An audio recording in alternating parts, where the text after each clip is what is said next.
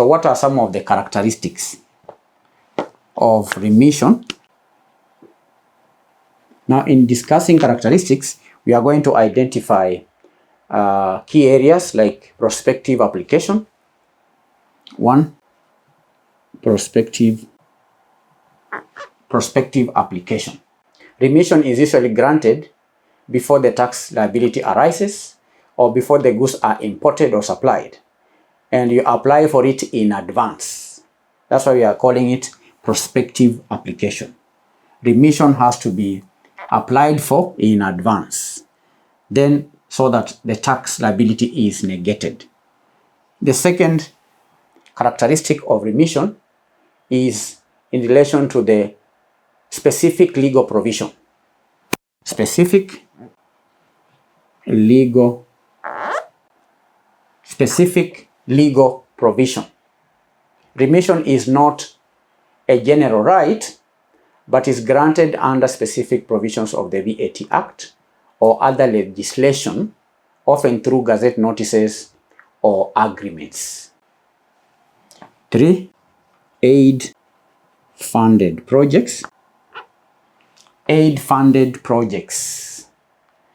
A common area for VAT remission is on taxable services, materials, and equipment used in aid-funded projects that is carried out pursuant to agreements between the government of Kenya and foreign governments or organizations.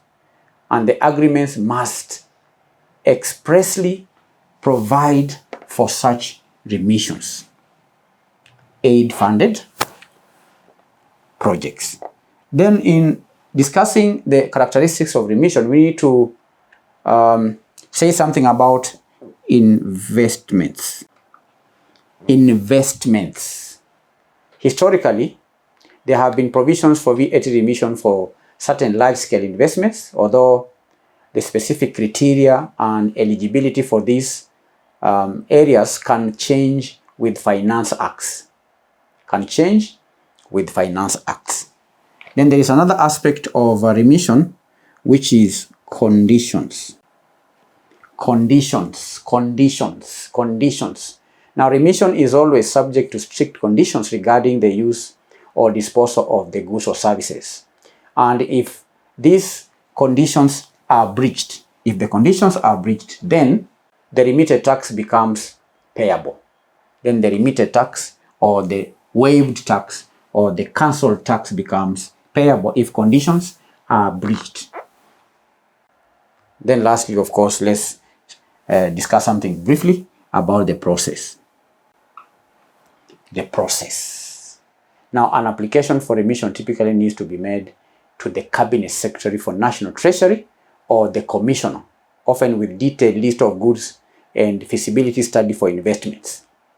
And the approved application is then delivered to KRS Customs and Domestic Taxes Department for verification. Now, a good example of a remission is a non-governmental organization carrying out a specific humanitarian project funded by a foreign government that may have an agreement that provides for a remission of VAT on materials and equipment imported for that project. So they would apply for this remission in advance, and if approved, they would not pay VAT at the point of importation or at the point of acquisition. That's a good example of remission candidates. So that's all for remission.